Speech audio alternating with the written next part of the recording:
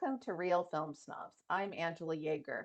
Today I have a special guest host. Of course, aren't they all special? But this is especially special because it is Jason Aguayo who has joined me here on the show. Welcome to the show, Jason. Hello, Angela. Thank you. Yeah, and so Jason has been a long time volunteer on Real Film Snobs. If you're watching this show on YouTube or on our website or listening to us on any of the radio stations we're on, that's all Jason's handiwork during the remote times. And then previously, when we were in the studio, Jason served as director, floor director, camera operator, kind of a little bit of everything. So, longtime friend of the show and personal friend in general, and film buff. So, and Jason is a big fan, I know, of 70s cinema in particular. That's one of your bailiwicks. Is that correct, Jason? Yeah, I seem to gravitate towards a little older stuff. Sure. So this was Jason's idea. Actually, he wanted to do a whole episode dedicated to the director Sidney Lumet, and so we're going to do that. Sidney Lumet passed away in 2011, I believe, but had a very long career. Just like a lot of the classic Hollywood directors, directed a huge range of films. And I am curious to start off, Jason. Why Sidney Lumet? What why the interest in him? Right. Well, it's funny. I had seen a number of the big Lumet films, but I just hadn't really connected it with him as a director. And revisiting some classic films with my wife recently, that included 12 Angry Men. So I'd seen 12 Angry Men, and then in chatting with some folks, it was actually Abby King over at Salem Cinema who suggested the Lumet rabbit hole because 12 Angry Men was his first feature, Oh, okay. and so that kind of just put a little bug in there. And so I started learning a little bit about him and kind of dug who he was as well as his films. And so that kind of launched me on the journey. So, what do you think it is? Before we get into reviewing, we're going to talk about four of his films today, and we kind of tried to pick. I wouldn't say these are his least famous films because the first one we're going to talk about is one of his most famous films, but we avoided ones that have been discussed sort of ad nauseum, I think, or we've reviewed previously on the show, like Dog Day Afternoon, for instance. But what do you think it is? What is distinctive about his brand as a director? Yeah. Well, some of it, let me start with a little bit of his bio. He, his parents were Polish immigrants. He was born in Philadelphia, but moved to Manhattan when he was pretty young. And his parents were involved in Yiddish theater. So he, as a child, actually appeared on radio and then on stage when he was fairly young. So he had this upbringing in the theater. Um, Went to the World War II. He was a radio repairman and started directing afterwards. Was one of the first in the actors studio. He was part of one of the inaugural classes and started his own company, started directing. Um, so this is a guy in his late 20s into early 30s, and he ends up directing a couple of hundred plays for the theater. And I read one place where it said that he had done 300 episodes of TV in about a 5 year range. This is in the 50s. So he had a Well, lot of experience prior to taking on feature films. But yeah, 1957 is 12 Angry Men. And in the next 50 years, he essentially directed 50 movies, which is pretty insane, that kind of output. Most directors, if you look at a long career, they're not going to get anywhere near that. But I think as much as anything was he had this theater background, which so I kind of dug that. He really um, uh, spent a lot of time on rehearsal and got to know actors and was really good at getting good performance out of actors. Um, Talking about some of his accolades, yeah, those movies that we aren't reviewing, he was nominated for, in addition to 12 Angry Men, um, Dog Day Afternoon, Network, and The Verdict. And so he was covering some great material, I thought. And so even his less successful films always had something important to say. They were, fighting for the little guy or making some statement about, prejudice or relations between people. So they were very interesting movies. I think they tended to be pretty challenging, so they didn't always do well at the box office. One thing I thought was interesting for his big films, the four big films, he lost in years that he had even bigger films, it seemed like. So for those nominations, he lost to Bridge on the River Kwai, Hmm. One Flew Over the Cuckoo's Nest, Rocky, and Gandhi were the films that won when he was nominated. Um, Seemed to be recognized a lot more by the BAFTAs and the Directors Guild. Sometimes not always recognized by the Academy, but again, interesting films, great actors, getting the best performance. And because he had so many films, and a lot of them were hard to find, it's been kind of quite a journey to try and track them down. Yeah, and it looked like, when you sent me the list of different ones you were willing, interested in discussing, and you even talked about some of his not just lesser known, but also maybe lesser appreciated films like The Wiz. I mean, you talk about a weird range of films that he's done. He has taken on a lot of subjects. He was known sort of as quintessentially a New York director in a way, even though he did a lot of films outside of New York, including one of the ones we'll be reviewing today. Well, But the you funny think thing about that is even that one was filmed in New York. It was set right, which outside was of one of New the York. criticisms of it, right? It was supposed to be this southern sultry thing. He still filmed it in New York, so he was very much a New York director in that way. And I Yeah, think you're that's right. one The of the vast reasons majority probably he are was set in New York. He liked the gritty street. right. And I think that's one of the reasons probably he got, looked over by the Oscars because his films did tend to be gritty. But it's also the same reason his career lasted so long. I mean, it goes all the way into 2007. Which is a pretty long, from the 50s to 2007, and you're still making relevant work is pretty amazing. So we should Yeah, probably and I get think one of into the things too, he had gotten his thing down so well that he could be really efficient on a movie, and oftentimes, he would wrap early because of all the preparation. He wasn't somebody that ran way over budget most of the time. He usually, was able to wrap things up pretty quickly. right, and actors really liked working with him, from what I understand. He worked with actors like Pacino, and other really acclaimed actors. So let's start with the first movie we're going to discuss. Right. Okay. So 12 Angry Men. Yes, 1957. Um, Basically, the setup is a jury has just heard the trial for this young boy who's accused of murdering his father. And there are several witnesses in the trial, but primary, m- the bulk of the movie is these 12 guys in a room as they first, they initially take a vote and everybody votes for guilty except for juror 8, who is played by Henry Fonda. So he plays this kind of everyman who wants to uh, give good consideration to this thing. And over the course of the movie, he basically wins over each juror one by one. There's a lot of confrontations. You got jurors that are sort of uh, apathetic to the situation, some that are, more aggressively racist. The kid is from, slum streets. He's a person of color, and so that weighs against him in a lot of the minds um, on the juror. But basically, it starts, kind of light and really starts to get more intense as you get towards the towards the final flow. So it it was actually, I think, a TV play. So it wasn't actually a theater production, but similar to a lot of the Sydney Lumet productions, it is this confined space with actors.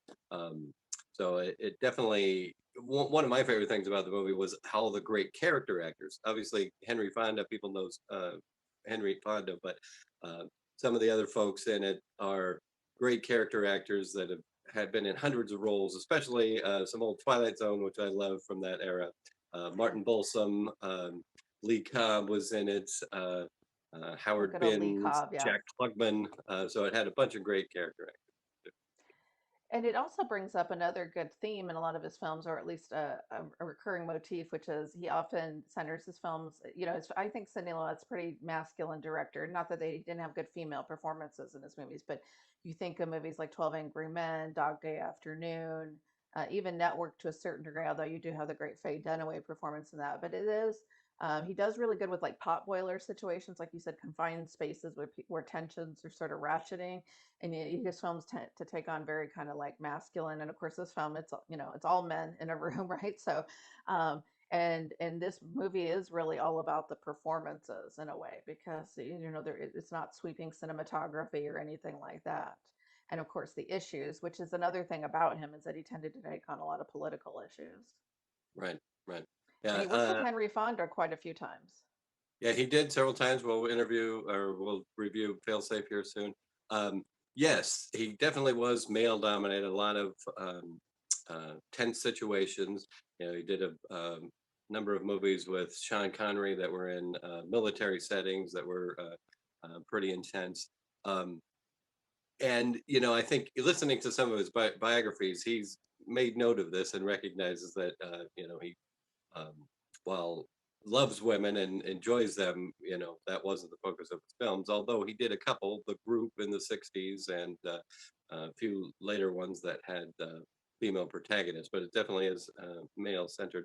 One point about 12 Angry Men was uh, the idea that maybe in that era, a lot of times women weren't serving on a jury for all the other reasons in our society, but that it wasn't unrealistic to have it be 12 men, if that makes sense. Yeah, yeah, no, that was pretty common, I think, for it to be a mostly male jury, and of course, white jury, deciding the fate of a non-white person. Right. And I think this movie has been, gosh, how many different remakes has there been of 12 Angry Men over the years? But this There is was one really in the the '90s with Jack Lemmon and some other people that I haven't seen, yeah. but I like to catch up with that one.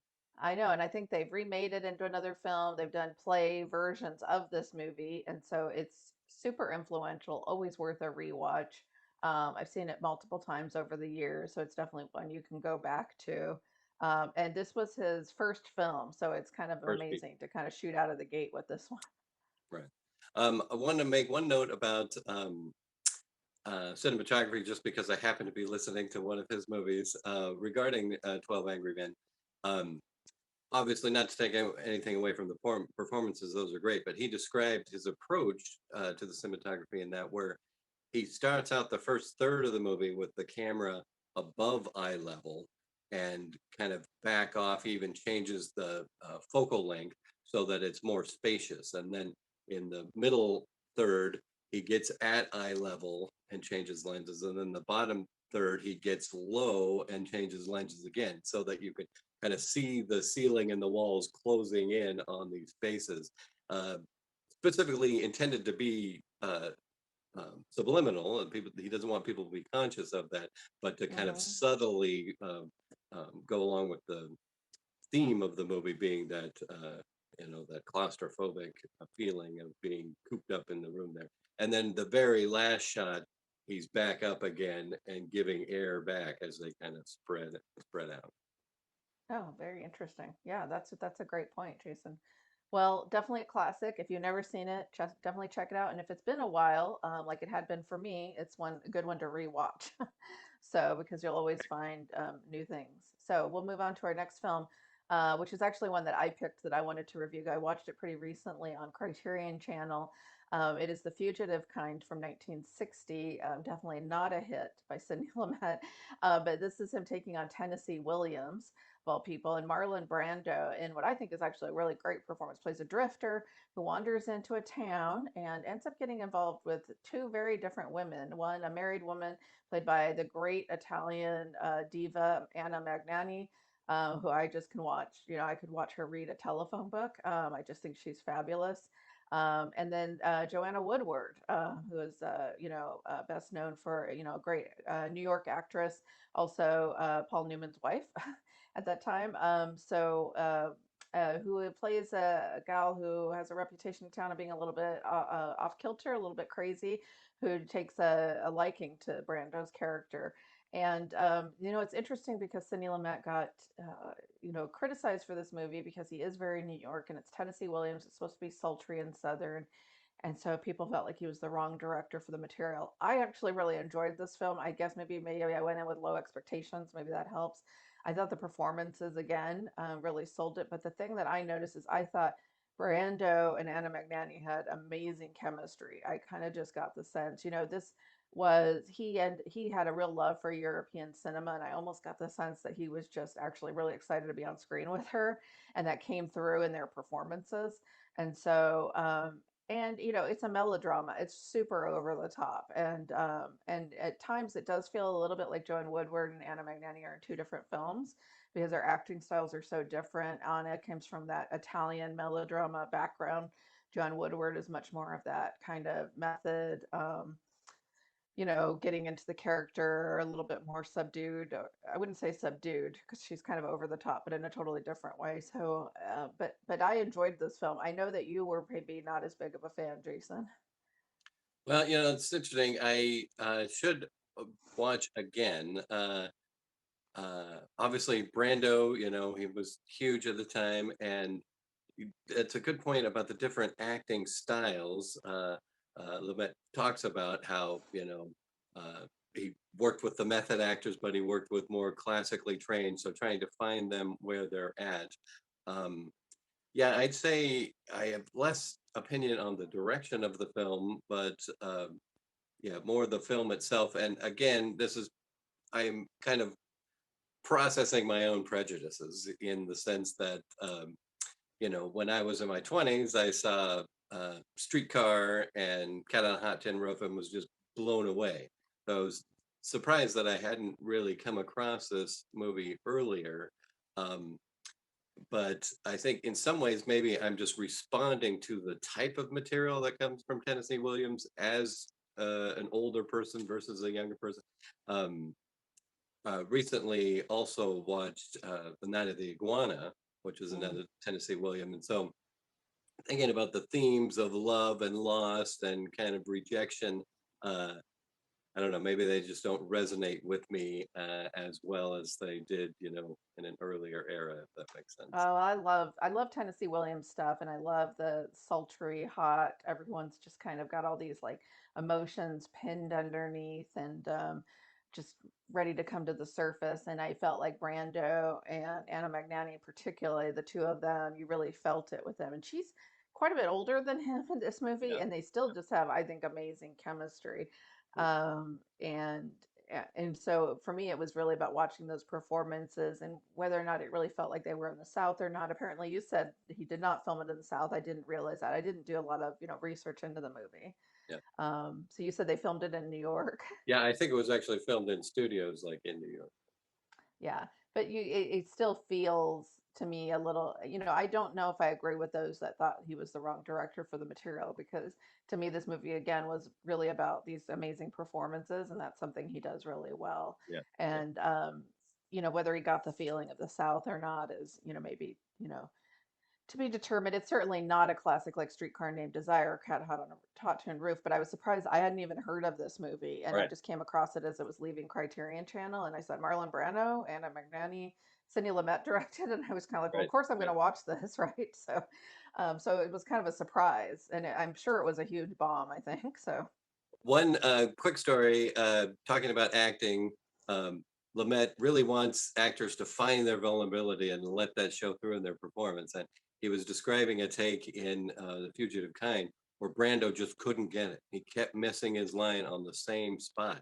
They went to like 34 takes or something. Oh well. And he took him aside and or afterwards said that, I knew you were holding something back. I was going to ask you about it because apparently Brando had shared some personal thing that he had going on, but he didn't breach that. He felt like that wasn't his space as a director to say specifically what is wrong with you, but more to just use that emotion in your performance. And once he kind of got past that block, it finally worked. But Hmm. that was a kind of an example of sometimes the hard way around. Usually, it's in the first couple of takes that they get the best. Interesting. Yeah. Okay. So next film, let's see, we're doing Failsafe, 1964. Um, this again, this was one that I hadn't even heard of. Um, it is the storyline is the U.S. government is in the Cold War with the Soviet Union, and they have accidentally launched some bombers that are heading towards Moscow to nuke the place. And all the attempts from the Americans, including a call directly from the president, who is played by a believable Henry Fonda in this one, is are rebuked, and so they can't pull him back. Now, if this storyline seems familiar, it's because almost the exact storyline happens in the film Doctor Strangelove, Yeah. or How I Learned to Stop Worrying and Love Bomb. Um, and it turns out that both of the movies were based on different novels that just happened to be the same storyline. And the strange thing is, again, Lumet using that claustrophobia. They didn't get permission to do actual Air Force shots, so they used a lot of stock footage for that. But everything else is interior, and it gets increasingly close in. I think the difference is these movies are very similar, except for Failsafe is totally straight. It's exactly serious. It's frightening Hmm. uh, to consider, but the Kubrick movie was a satire of it, and so it like turned that upside down. And what had happened was during the productions, uh, Kubrick got wind of the other one, and he sued. And Columbia Pictures apparently bought the failsafe production and put it on the shelf until 8 months or so after Strangelove came out, and then they released it. And so by then, it was a joke. Even Henry Fonda said that he couldn't take the film seriously after seeing Oh, Strangelove. interesting. That's really interesting. I had no idea, Jason, because it's interesting watching it now is it seems super relevant how you that's and it doesn't and you don't really compare them that much. I mean, yeah, I mean, but I could see if they came out the same year why you would, but there were so many Cold War movies that we now have seen looking back that it doesn't seem that the styles are so different. Yeah, I don't know. I would maybe differ a little bit. They're both black and white. They actually have a lot of similar shots in, these low things with the big desk and the war room and that sort of thing. Um, Even the characters where uh, Mathau plays the doctor in Failsafe, Uh, cunning and cruel. Strangelove, it takes it to a ridiculous level, but even those characters are pretty similar. Yeah, I guess I mean more in tone, yeah, more than anything. The Strangelove is obviously just a crazy satire and it's brilliant, and Failsafe is takes it. It's just like this is like if we really thought we had done this and we have, we're about to deliver a nuclear attack, what would be happening? And again, back to our earlier mentions of one of Lumet's um, real strengths as a director is these kind of potboiler situations where you have all these people in a very tension confined kind of space. And to me, Dog Day Afternoon, which is, in my opinion, his, I don't know if I want to say it's his absolute best film, but it's definitely up there. Has that same thing where they're all in the bank and it's Right. just everything is, and everybody is, the tensions just keep ratcheting up. And that's definitely the case with Failed Safe. And again, casting Henry Fonda as the president, who is the epitome of sort of the American Right. Who would icon, be more believable as the president than Henry Fonda? Right, right, exactly. Yeah. Yeah. So what is it that you liked about this particular film?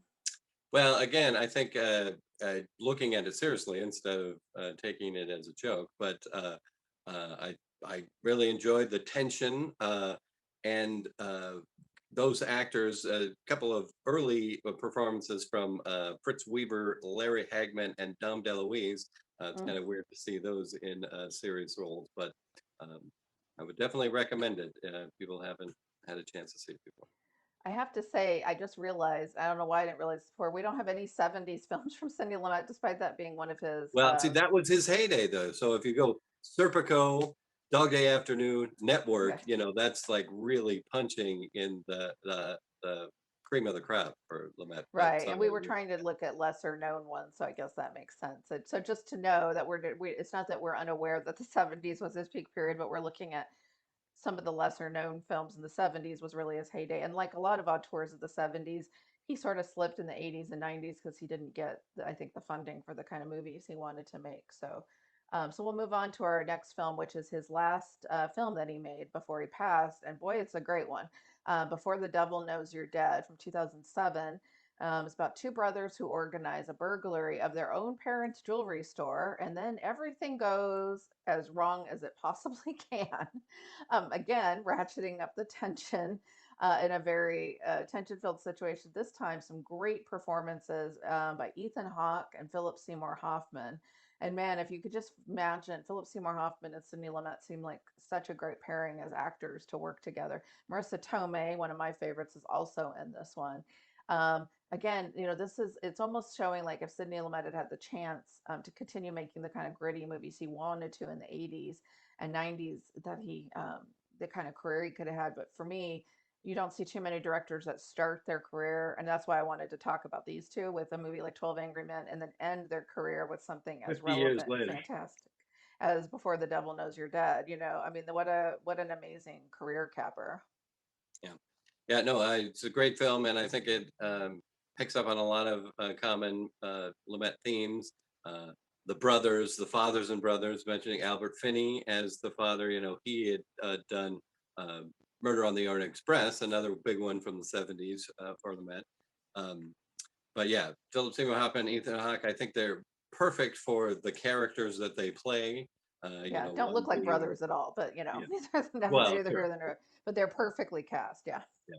And yeah, the decision to do, even family crime is kind of a theme for Lumet, but to have it go so badly and that it plays into the drama of the family, it just sort of heightens the what existed in the family already. But great performances all around, and definitely a little bit dark though. So definitely a that's one darker thing film. about Yeah. Lumet, you're not coming away with a shiny, happy feeling most of the time. Right. I know. We should look and see if he had any comedies we would want to review. I don't think of him as a comedic director at all. He did a couple. One with in the 70s. What was it called? Anyway, he did a few of them. They were more kind of romantic comedy, slapstick kind of things. But Hmm. I think even those had an underlying message that was pretty serious. Well, we have to wrap up, Jason. It's been great having you on the show. Would love to have you back again to talk about another director, perhaps, or any other theme you'd like to have. Thank you so much for watching. As always, our website is realfilmsnobs.com. You should subscribe and watch us on YouTube because Jason puts a lot of work into putting those up. And we're also on Facebook and Twitter. You can also watch us on CC Media, Scan TV in Silverton, and Corvallis Access Media, and listen to us on KMWV and KMUZ Radio. As always, I'd like to thank our fantastic crew, which is mainly these days Jason, Brad, and Brian Hart, and our sponsors, and of course to my wonderful guest host, Jason Aguayo. Thank you so much. Have a great day and great movies. Bye bye.